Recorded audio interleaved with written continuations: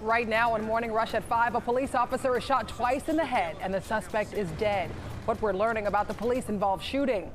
And with COVID-19 numbers on the rise, the CDC is issuing new guidelines and expanding its list of the most vulnerable people. Plus, the House passes a sweeping police reform bill named after George Floyd. But it may not get far in the Senate. We have those stories and more today, Friday, June 26th. Live from Atlanta, Morning Rush starts now.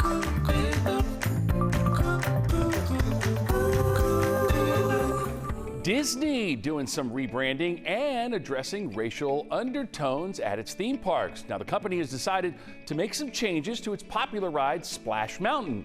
Now, the ride's been facing heat for some time now due to the racial stereotypes from the film it's based on. Now, we posted this story on our Facebook page, and lots of you have sounded off, and we love that. We want to hear from you. We'll share some of those reactions coming up, but you can keep the conversation going. Use that hashtag MorningRushATL, and as you probably could imagine, I've got some thoughts on this myself. I can't wait to hear them crash. Good Friday morning, folks. I'm Francesca Amaker. Sheba Russell is off today. Thanks for joining us on this Friday morning. Hey, Crash Clark, he's monitoring the roadways. But first, let's start with meteorologist Chesley Mcneil. Hey, Chesley. Good morning to you. Good morning, everyone. Yes, we had some rain through the overnight. That rain is now pushing off to the east and getting out of the way. That's good news. Now, notice also the clouds starting to break down a little bit here up to the north as well. So that's going to be a trend, a brief trend for us this morning. Those clouds will start to break down, but then more clouds will come back to us, and we'll keep a 30% chance, which is low, but we'll keep a 30% chance for an isolated shower or thunderstorm in the forecast for today. Temperature-wise, we're in the 70s for the most part. Got a couple of 60s from Atlanta down to the south and west. 66 in LaGrange, 69 in Atlanta. You're looking at 70 right now in Canton, 70 also in Rome and Dalton, 65 degrees in Blairsville, 66 up toward Clayton at the current hour. Here's your forecast. Those few showers ending this morning. We'll have partly sunny skies by noon, but again, clouds will start to increase, and we'll see some isolated showers around once we get toward 3 or 4 o'clock this afternoon. 86 will be your high temperature for today. All right, no huge happenings just yet on the interstates, but I want to give you a big heads up for those of you that have been following the 400 restoration project near 285, those huge ramps going up, a lot going on. This is a biggie right here. They are shutting down the 400 northbound ramp to Abernathy, the exit westbound 5B. That will be closed permanently, the big circle that you usually take to get over to Roswell Road. However, you could still use Abernathy exit 5A. They've got it reconfigured now where you go east or west. That's why they put up some new lights. A lot going on in that area. Please be careful if you're traveling anywhere around that construction. A live look showing 285 around Ashford Dunwoody. Pretty quiet to start your Friday. Francesca? Looking good, Crash. Thanks so much. Turning to developments in Cobb County, that's where an officer is recovering after being shot twice in the head while trying to apprehend a carjacking suspect. Nick Sturdivant is live in Atlanta with the latest. Nick, what's the latest? Good morning, Francesca. Last update from police, the officer is doing okay. The bullet did not penetrate his skull. But let's back up for a second. According to Cobb County Police, at 7:30 yesterday evening, they went to Delk Road and Powers Ferry Road to respond to a carjacking. Officers said they tried to make a traffic stop, but the suspect started shooting immediately and then drove away. Authorities say the suspect fired a number of rounds. Police say the chase ended at the Chattahoochee Chase condos, and he continued to fire shots with a rifle and tried to break into one of the condos there. During the shootout, officers shot and killed the suspect, and again, police say an officer was also hit twice in the head. I'd ask for your prayers for our officer and his family as the officer's going through recovery from this incident. And again, the officer is expected to be okay. The GBI is now investigating. Francesca. Nick, thank you. New this morning, there was another police-involved shooting, this time in Gainesville. Police say a man opened fire on an officer at the Hometown Studios on Jesse Jewell Parkway overnight. The officer returned fire, but did not strike the suspect, who was later caught. The officer was not injured. And Atlanta Mayor Keisha Lance Bottoms has issued a series of executive orders based on recommendations from her newly created Use of Force Advisory Council. So the group's task is to reevaluate law enforcement policies in Atlanta in an effort to rebuild public trust. It was created in the wake of violent clashes between police and protesters nearly a month ago, following the death of George Floyd in Minneapolis. Then, almost 2 weeks later, more outrage and demands for change over the killing of Rayshard Brooks by a former APD officer.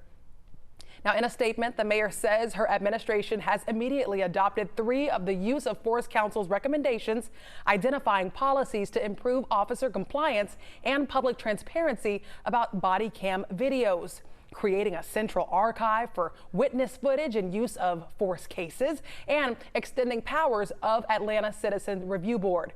The remaining recommendations are under legal review. The council is expected to deliver its 45-day recommendations in the coming weeks. Turning now to the latest on the coronavirus pandemic right here in Georgia as cases continue to climb. We've made a few charts to show important trends. Take a look right here. This graph is the number of new cases. The state has seen more than 1,700 of them just yesterday. And you can see the numbers heading up slowly. This chart shows the flow of current patients, meaning patients in hospitals. There are currently 1,135 current patients. That's the highest number since May 10th. You can see in the box on the right, the number of new patients yesterday was 144 alone. These are indicators more people are getting seriously ill. And we now know more about who is at the highest risk for severe COVID-19 complications.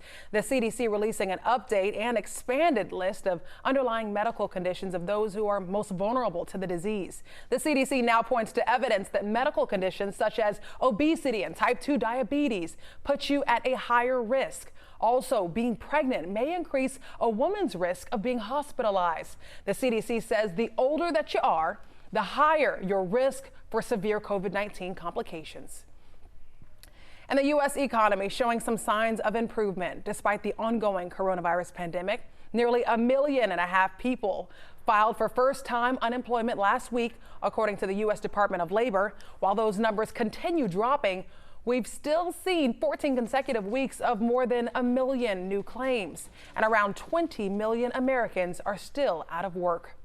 Now, Atlanta added more than 35,000 jobs in May. That's what Georgia's Labor Department is reporting. And statewide, first-time unemployment claims dropped last week, down more than 7,700. The total number of out-of-work Georgians also continues to fall, dropping by 18,000 claims for the week of June 13th. Now to some other top stories we're following on this Friday morning. Riot arrest. A man accused of violent protesting in downtown Atlanta now faces charges. U.S. Marshals arresting Dramarius Jeffries in Atlanta. He's charged with arson and inciting a riot. Police say they spotted Jeffries on top of the CNN sign during the riots. They couldn't get to him because of the massive crowd. High schoolers testing positive. Gwinnett and Cobb County school districts both reporting positive cases among athletes. Gwinnett and Cobb County school districts both reporting positive cases among athletes. This comes as the GHSA allowed workout sizes to increase along with other loosened restrictions. Fulton County's athletic director says they have no positive cases. Some school districts have suspended workouts for now. I'm Tracy Potts. President Trump says coronavirus is going away, but he's contradicting his own health experts. The head of the CDC now says we could be looking at 10 times as many cases as the numbers actually show based on what they're seeing, the number of people with antibodies who may have had the virus and never even known it. The statistics also show that 33 states are seeing an increase just in the past week with new hotspots in California, Florida, and Texas.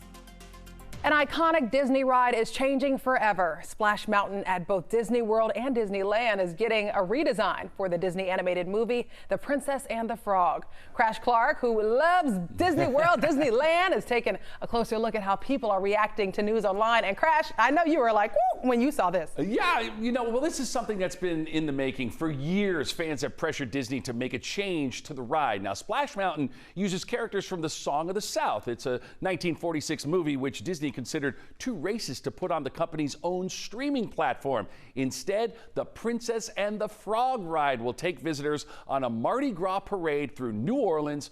And we're here where Atlanta speaks, so we want to know what some of you are saying online. Well, Deanna says, I'm only mad about this because it means the ride will be closed for an extended time for updates. Yes, it will be. Natalie says, well, I won't be riding this ride when I go soon, just due to the fact that I hate this Disney princess movie. I love the ride, though. How unfortunate. Wow, hate not a good word to use there. Others putting their opinions more simply. Marcia says, this is so ridiculous. And Ashley says, oh, I can't wait to ride it. So we want you to continue to chime in using that hashtag Morning Rush ATL. Okay, obviously I'm a huge Disney fan. If you were to think about the ride, a lot of folks, including myself, the Disney purist, are saying, why not Pocahontas? After all, she did take a canoe ride, went over a waterfall, but she does sing kind of a very low-key song. Now, Princess Tiana from The Princess and the Frog, she takes a ride through the bayou and sings a really cool upbeat song, and it's a lot of fun. Doesn't really fit the setting of Frontierland, where this particular ride is in Walt Disney World, so you're kind of going to have to bounce back and forth with it. Pocahontas may have fit the scene a little bit more, but if you dig a little bit deeper into the true story of Pocahontas, there's a few questionable things, like kidnapping. Disney went with the right one, a little bit more PC, a little bit easier for everyone to swallow. It's a great idea. They're going to do it up. I wouldn't worry too much about it. It's going to be fun no matter what, and believe me, the song is very catchy. Look it up. Chesley, what do you think? Is it more about the theme or is it more about the ride? That would be my only question about it. If it's more about the ride, then it doesn't matter what the theme is, right? If it's more about the theme, then the one that's with Prayer Rabbit has to go, really. I mean, and people have been asking about it for so long. Yeah, apparently I did read it was already in the works to be changed. Yeah. I guess it's just speeding up now because of the latest events. Yep. All right. It'll be fun either way. Guarantee it. Right. Yeah. Same ride. Just a different theme, right? So if it's more about the ride, then you got the ride still. All right. Let's take a look at our forecast for today. Starting off, of course, with the clouds that we have. They had the rain through the overnight, so the roadways are still going to be a little bit wet. But you can see the clouds starting to break down. That's good. So we'll have some sun today. We'll call it partly sunny skies, I'd say from mid-morning through early afternoon, and then a few more clouds will come back to us once we get into the like 2, 3 o'clock this afternoon with a chance for an isolated shower or two. So bike riding today, your bike riding forecast, I guess, starts off with the clouds. Again, roadway still a little wet. 82 degrees by noon. We'll get up to 86 for your afternoon high. Where am I? Not a terrible start to your Friday ride. We like that. Nice and quiet. GDOT's pretty much wrapped up everything they need to do. 75, 85, and 400. We call that the big three from the northern burbs. Not showing a whole lot. In fact, look at that. 72 miles an hour on 75 out of Cobb and Cherokee. No troubles on 400. 85 out of Gwinnett County. A good looking ride too. I would have showed you a camera, but unfortunately my camera sneezed and they're done for a while. All right, Crash, ahead on Morning Rush, folks. Growing calls for justice 1 year after a young man is killed while in police custody. We'll tell you about the rally set for today. And the House passes a bill in honor of George Floyd, laying out proposed changes to policing across the country. Plus, one local business is thriving during the pandemic. What's keeping customers coming? We'll tell you all about it after the break. So look at the top 3 things you need to know happening outside the metro. Coming in at number 1, justice for Elijah Mclean. A Black Lives Matter rally will be held in Colorado today for the 23-year-old who died last August after being put in a chokehold by police and then sedated. Mclean's family says he was out getting an iced tea for his brother when the incident happened. Aurora police say officers were responding to a call about a suspicious person in the area. More than 3 million people have now signed a petition for an independent investigation into the case and for the officers involved to be removed from the streets. And coming in at number 2, the House of Representatives have passed a police reform bill. Yeah, it's called the George Floyd Justice in Policing Act of 2020. Floyd died after a Minneapolis police officer placed his knee on his neck while in custody last month. The bill prohibits racial profiling, increases accountability for police misconduct, and bans chokeholds and no-knock warrants on the federal level, among other measures. But the bill is not expected to get through Senate. And at number 3, NASCAR has released that photo of the noose found hanging in Bubba Wallace's garage stall at the Talladega Super Speedway in Alabama. Tuesday, the FBI and U.S. Attorney's Office said they would not file federal hate crime charges, claiming the rope had been hanging in the garage since 2019 and that no one could have known Wallace would be assigned to that garage last week. Chesley. All right, thanks a lot, Francesca. Let's take a look at our weekend outlook. And temperatures will be warming up this weekend, both Saturday and Sunday. We're looking at a high of about 88 degrees. Mostly cloudy skies Saturday, about a 30% chance for the rain by Sunday. Welcome back to the show, folks. 5:24 is your time. In other news, Delta Airlines announcing its new safety protocols from curb to gate to keep passengers and employees safe through the coronavirus pandemic. Now, passengers will be given complimentary care kits that include disposable face coverings and hand sanitizer. They'll be asked to wear a mask from the time they enter the building and throughout the flight. Now, Delta officials say social distancing will be maintained by keeping middle seats on planes open and only allowing 6 people to deplane at a time. And Target is expanding the items that you can pick up curbside. Customers will soon be able to drive to a nearby Target and pick up fresh and frozen grocery items like milk and bread without browsing aisles or parking the car. The national retailer said it's adding hundreds of grocery items to its same-day services